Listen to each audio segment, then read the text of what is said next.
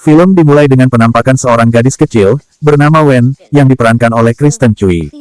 Terlihat, dia sedang mengumpulkan belalang dalam toples di hutan, di luar kabin tempat dia tinggal bersama ayahnya yang homreng, bernama Eric, dan homrengan ayahnya bernama Andrew. Ketika asyik dengan kesibukannya, tiba-tiba Wen didekati oleh seorang pria bertubuh besar, yang menyebut dirinya bernama Leonard.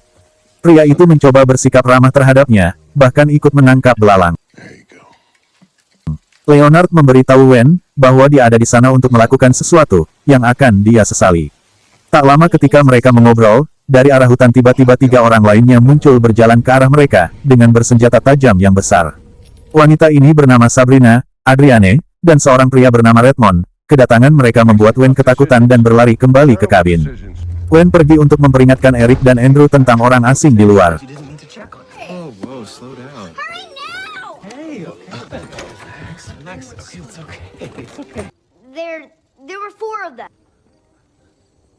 Leonard mengetuk pintu dan memberitahu Eric dan Andrew bahwa mereka ada di sana untuk suatu tugas dan perlu berbicara langsung dengan mereka. Mendengar itu, mereka semua menjadi ketakutan dan mereka mulai mengunci pintu dan jendela. Orang asing tersebut kemudian mulai memaksa masuk ke dalam rumah melalui jendela. Eric bertengkar dengan Sabrina, di mana dia jatuh dan kehilangan kesadaran. Andrew berkelahi dan mengalahkan Redmond dengan keras. Namun karena kewalahan akhirnya kelompok orang asing ini menaklukkan sekeluarga, tapi Sabrina merawat luka Eric. Kilas balik singkat menunjukkan, Eric dan Andrew bertemu dengan orang tua Andrew, dan keheningan menunjukkan bahwa, keduanya tidak nyaman dengan pilihan hidup putra mereka yang homreng. Sementara Andrew kecewa karena mereka pergi secepat itu, tak sampai 45 menit duduk di rumah, padahal perjalanan kemari 7 jam, namun Eric berjanji mereka akan selalu bersama.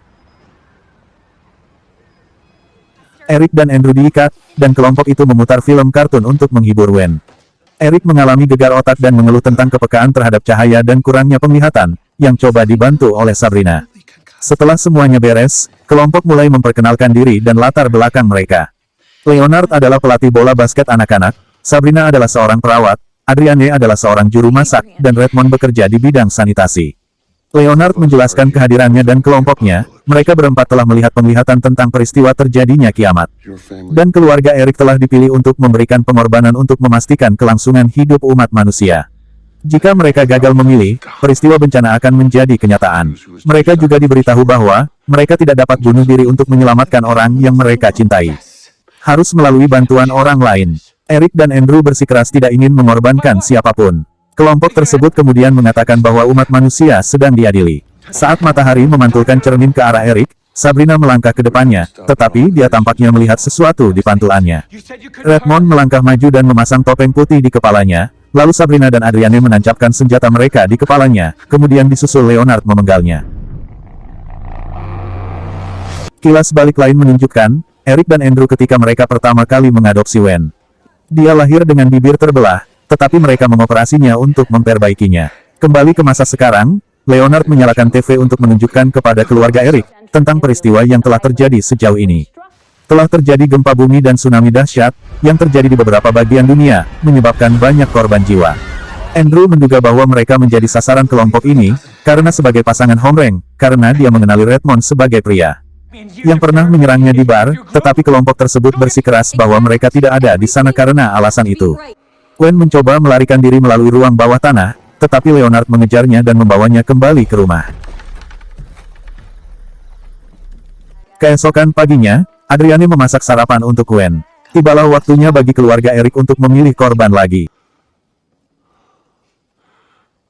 Adriane maju untuk bersaksi atas masalah kehidupannya. Dia memberitahu mereka bahwa, dia memiliki seorang putra bernama Charlie, dan dalam penglihatannya, dia telah berulang kali melihat kematiannya, dan tidak dapat berhenti mendengar jeritannya.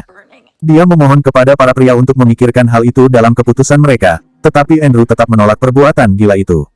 Namun Leonard dan Sabrina segera memukuli dan memenggal kepala Adriane. Mereka kemudian memasang berita yang melaporkan penyebaran virus mematikan yang menyerang anak-anak. Andrew memperhatikan dan curiga bahwa laporan tersebut telah direkam sebelumnya, dan dia mengaku telah mempelajari tentang virus tersebut selama berbulan-bulan, memberinya alasan lebih lanjut, untuk mencurigai bahwa kelompok tersebut berbohong kepada mereka. Andrew memberitahu Eric bahwa tangannya mengendur dari ikatannya, jadi dia mungkin memiliki kesempatan untuk membebaskan diri. Wen memberikan Eric pisau, dan Eric membisikkan sesuatu kepada Wen untuk melakukan sesuatu ketika dia diperintahkan. Ketika Leonard dan Sabrina mencoba membujuk Eric dan Andrew lagi, tetapi Eric membuat Wen mengamuk berteriak untuk mengalihkan perhatian dua orang lainnya. Dengan segera Eric melepaskan diri, dan memberi Andrew kesempatan untuk lari ke mobil tempat dia mencoba mengambil senjatanya. Sabrina mengejar Andrew dan melukai kakinya, tetapi dia membuang kotoran ke wajahnya, dan berlari ke dalam mobil. Saat Andrew mencoba untuk mengambil senjatanya, wanita ini mencoba untuk masuk dan dengan perlahan menusuk perutnya dari samping, tetapi dia menembakkan senjatanya dan memaksa Sabrina untuk menjatuhkan senjatanya. Kilas balik lain menunjukkan serangan di bar dengan seorang pria yang mirip Redmond, dengan janggut lebih besar, dan dia dikatakan telah dipenjara. Setelah berhasil kembali ke kabin, Andrew mengancam Leonard dengan senjatanya, tetapi terkejut saat Sabrina masuk, menyebabkan Andrew menembaknya. Setelah dia meninggal, Leonard memenggalnya. Andrew juga mengambil dompet Redmond dari tubuhnya dan memastikan bahwa dia memang orang yang pernah menyerangnya di bar dulu, seorang pria bernama Rory O'Bannon. Andrew memerintahkan Leonard untuk pergi ke kamar mandi di bawah todongan senjata, dengan maksud mengambil mobil yang dipakai oleh rombongan psikopat tersebut, dan menggunakannya untuk pulang karena ban mobil Andrew telah dibocorkan. Setelah beberapa menit, terdengar dari dalam kamar mandi Leonard memecahkan jendela kamar mandi, membuat Andrew dan Eric berpikir bahwa Leonard melarikan diri. Andrew membuka kamar mandi dan menembak ke kamar mandi, tetapi tiba-tiba Leonard masih berhasil menyerangnya meski ditembak di lengannya. Setelah perkelahian singkat, Leonard berhasil melucuti senjata Andrew namun tidak membunuh Andrew. Leonard kembali meyakinkan kepada keluarga ini tentang apa yang dikatakannya, dengan kembali menyalakan TV. Terlihat dalam berita di TV, ratusan maskapai penerbangan di seluruh dunia mulai mengalami kegagalan take-off, menyebabkan ribuan pesawat tiba-tiba jatuh dari langit di seluruh dunia. Leonard mengucapkan kalimat yang sama dengan penyiar wanita dalam TV, membuat Andrew percaya bahwa semuanya telah direncanakan. Leonard membawa Eric dan Andrew keluar, dan memberitahu mereka bahwa mereka memiliki satu kesempatan terakhir untuk mencegah lebih banyak bencana terjadi. Eric menyuruh Wen bersembunyi di rumah pohon sampai nanti ada seseorang yang menjemputnya. Ketika mereka masih belum memilih, Leonard memberitahu mereka bahwa mereka hanya memiliki beberapa menit untuk menghentikan kiamat sebelum terlambat, dan dia menghabisi lehernya sendiri. Badai yang kuat mulai terbentuk, dengan petir menyambar tanah dan berbagai pohon, dan lebih banyak pesawat jatuh dari langit. Andrew dan Eric kembali ke dalam rumah. Eric memberitahu Andrew tentang sosok yang dia lihat di pantulan matahari, dan dia mengakui bahwa dia mulai percaya bahwa penglihatan kelompok itu benar.